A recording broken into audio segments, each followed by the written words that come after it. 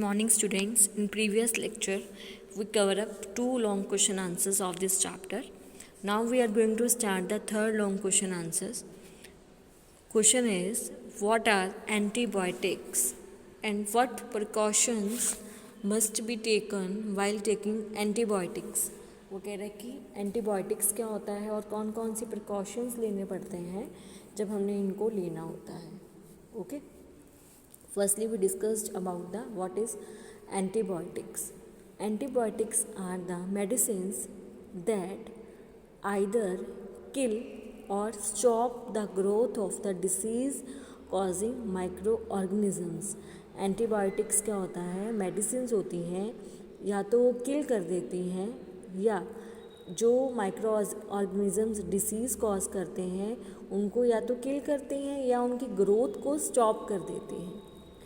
either kill or stop the growth of the disease causing microorganisms. या किल करेंगे उनको या उनकी ग्रोथ को रोक देंगे. राइट. फिर antibiotics are produced from the bacteria and fungi. और ये बनती भी कहाँ से हैं? बैक्टीरिया और फंगाई से ही बनती है.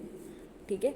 उसके नेम्स हैं पेंसिलिन, स्ट्रेप्टोमाइसिन, टेट्रासाइक्लिन और है एरिथ्रोमाइसिन. ये सब मेडिसिन्स के नेम हैं जो किससे प्रोड्यूस हो रही हैं? फ्रॉम बैक्टीरिया और फंगाई से.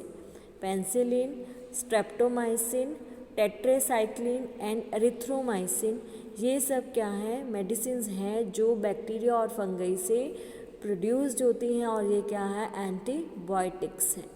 ओके. अब वो कह रहे हैं कौन कौन सी उसके रिगार्डिंग प्रिकॉशंस लेनी पड़ती हैं जब हमने एंटीबायोटिक को इनटेक करना है, लेना है, तब कौन कौन सी प्रिकॉशंस हैं. Following precautions must be taken while taking antibiotics. जब हमने एंटीबायोटिक्स को लेना है कौन कौन सी प्रिकॉशंस लेनी है? First is antibiotics should be taken only on the advice of a qualified doctor. जो एंटीबायोटिक है वो एक क्वालिफाइड डॉक्टर जो होगा उसकी एडवाइस से ही लेनी चाहिए. ये नहीं है बिना मतलब से उसको कोई भी डिसीज़ कुछ और हम एंटीबायोटिक ले लें, ऐसा नहीं करना चाहिए. यदि हमें कोई डॉक्टर उसकी क्वालिफाइड डॉक्टर एडवाइस करता है तो ही हमें उसको लेना चाहिए. Okay. One must complete the course prescribed bye a doctor. अब उसका जो कोर्स होता है उस एंटीबायोटिक का, उसका कोर्स कंप्लीट करना चाहिए. यदि हम एक बार ये एंटीबायोटिक लेनी शुरू करते हैं ना, उसको बीच में ही छोड़ देते हैं उसका कोर्स पूरा करे बिना, तो उसका कोई भी अफेक्ट नहीं रहता है. ओके. तो उसको जो भी कोर्स होगा तो उसको कंप्लीट करना चाहिए प्रॉपर इफेक्ट के लिए. Okay. One must complete the course prescribed bye a doctor. Third point is antibiotics taken unnecessarily may kill the beneficially bacteria in the body. यदि हम एंटीबायोटिक बिना मतलब से ले लेते हैं, ज़रूरत भी नहीं है, तो हमारी बॉडी के अंदर जो बेनिफिशियल बैक्टीरिया होंगे जो हमारे लिए बेनिफिशियल हैं वो भी क्या हो जाएंगे? वो किल हो जाएंगे. राइट. इसीलिए कहते हैं कि उसको एक प्रिस्क्राइब डॉक्टर की से ही लेना चाहिए.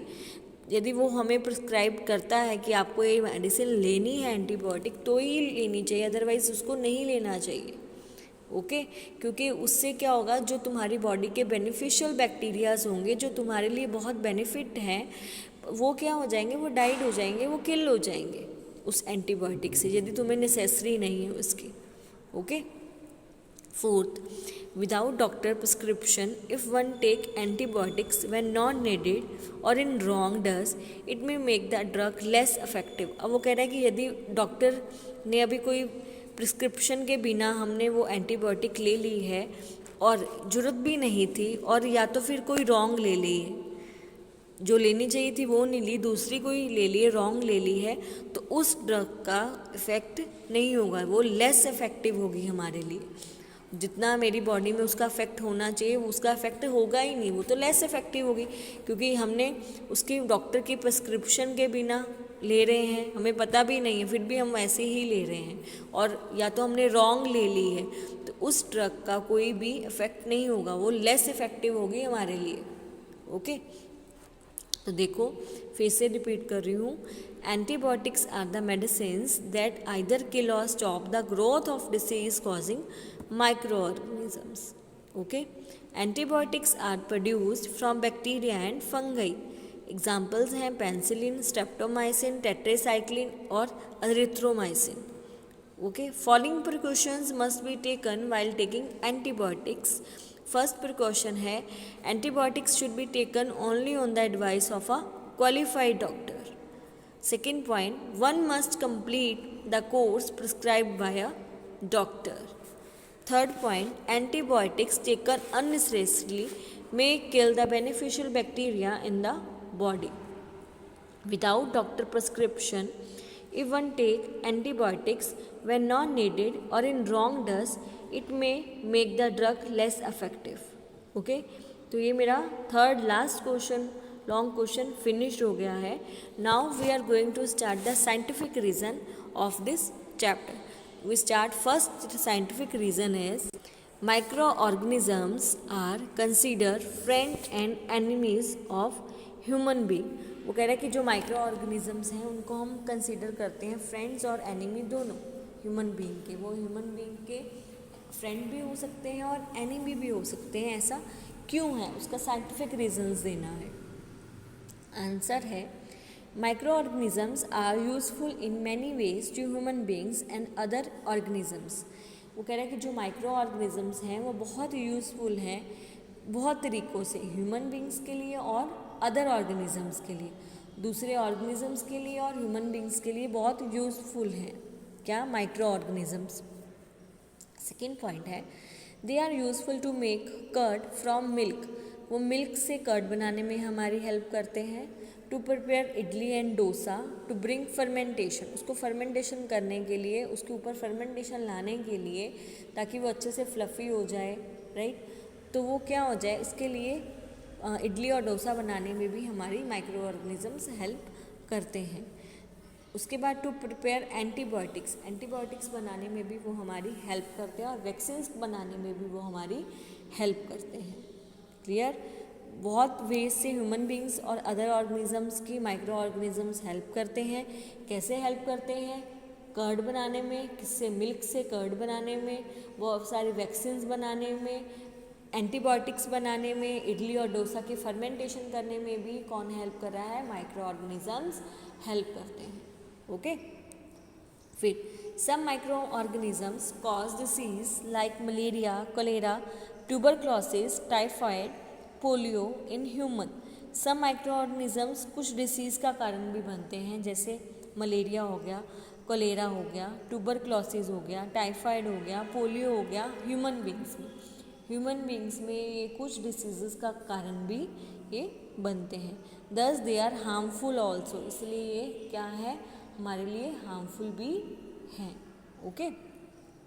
सो due to micro organism usefulness as well as harmfulness, they are considered as a friend and enemies of a human beings. इसके कारण ये यूज़फुल भी हैं हमारे लिए और हमारे लिए क्या है, हार्मफुल भी हैं, जिसके कारण जो इनको ह्यूमन बीइंग्स का फ्रेंड्स भी कंसिडर करते हैं और एनिमीज़ भी कंसिडर करा जाता है, क्योंकि ये दोनों हैं, यूज़फुल भी हैं हमारे लिए और हार्मफुल भी हैं. इसीलिए ये कंसिडर करते हैं हम इनको फ्रेंड्स और एनिमी दोनों.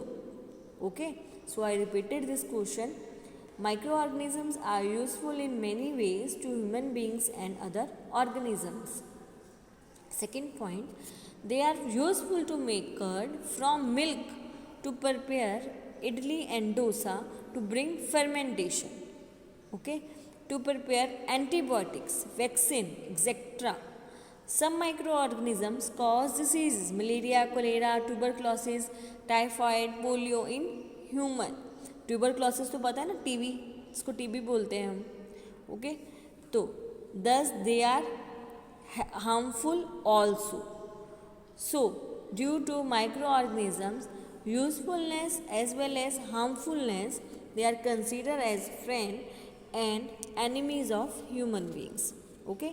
यहाँ पे मैंने long question answer, third long question answer cover up करा है, first scientific reason cover up करा है। 2 ही क्वेश्चंस दिए हैं, इसलिए इन दोनों को आपको नोटबुक में अच्छे से लिखना है और लर्न करना है। आज का हमारा यहाँ पे फिनिश्ड हो गया है। नेक्स्ट साइंटिफिक रीजंस हम नेक्स्ट वीडियो में शुरू करेंगे।